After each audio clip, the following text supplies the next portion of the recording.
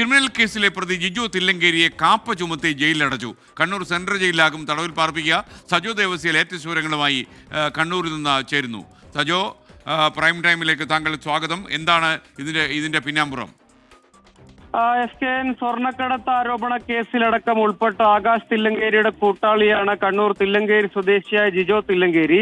25ഓളം criminal കേസുകളിൽ പ്രതിയാണ്. ഒടുവിലാണ് കണ്ണൂർ ജില്ലാ പോലീസ് മേധാവിയുടെ സിറ്റി പോലീസ് കമ്മീഷണറുടെ ശുപാർശ അംഗീകരിച്ച് ജിജോയ്ക്കെതിരെ കാപ്പ ചുമത്തിയത്. നേരത്തെ ഒരു തവണ ജിജോയ്ക്കും ആകാശിനുമെതിരെ കാപ്പ ചുമത്തിയാണ്. അതിനുശേഷം പുറത്തിറങ്ങിയതാണ്. വീണ്ടും ക്രിമിനൽ കേസുകളിൽ ഒരു പീഡനാരോപണ കേസിലടക്കം പ്രതിയായിരുന്നു ജിജോ തില്ലങ്കേരി.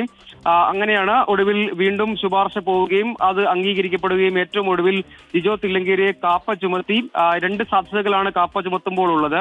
ഒന്ന്, കാപ്പ ചുമത്തി നാട് കടത്താം, അതായത് ജില്ലയ്ക്ക് പുറത്തേക്ക് അയക്കാം.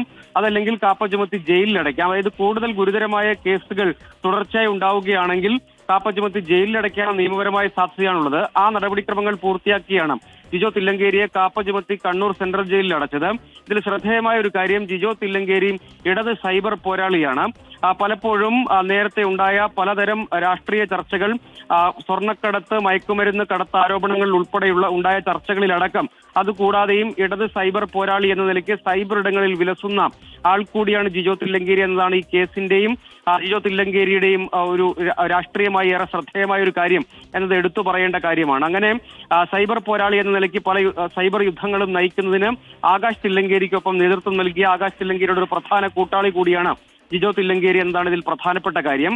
അങ്ങനെ നേരത്തെ കാപ്പ ചുമത്തിയ നടപടിക്രമങ്ങൾ പൂർത്തിയാക്കി നേരത്തെ കാപ്പ അഡ്വൈസറി ബോർഡിനടക്കം അപ്പീൽ നൽകുകയും പിന്നീട് പുറത്തിറങ്ങുകയും ചെയ്ത ആളാണ് ജിജോ തില്ലങ്കേരി. ഒടുവിൽ കൂടുതൽ ക്രിമിനൽ കേസുകളിൽ ഉൾപ്പെട്ട പശ്ചാത്തലത്തിലാണ് പോലീസ് റിപ്പോർട്ട് എതിരാകുന്നത്. ഒടുവിൽ ജില്ലാ പോലീസ് മേധാവിയുടെ റിപ്പോർട്ട് കൂടി ഈ വിഷയത്തിൽ വന്നു. പിന്നീടാണ് കാപ്പ ചുമത്താനുള്ള ശുപാർശ വന്നത്. ആ ശുപാർശയ്ക്ക് അന്തിമ അംഗീകാരമായതോടുകൂടിയാണ് കസ്റ്റഡിയിലെടുക്കുകയും അറസ്റ്റ് ചെയ്യുകയും ഇപ്പോൾ കണ്ണൂർ സെൻട്രൽ ജയിലിൽ അടയ്ക്കുകയും ചെയ്തിരിക്കുന്നത്. Thank you Sajo Devasya.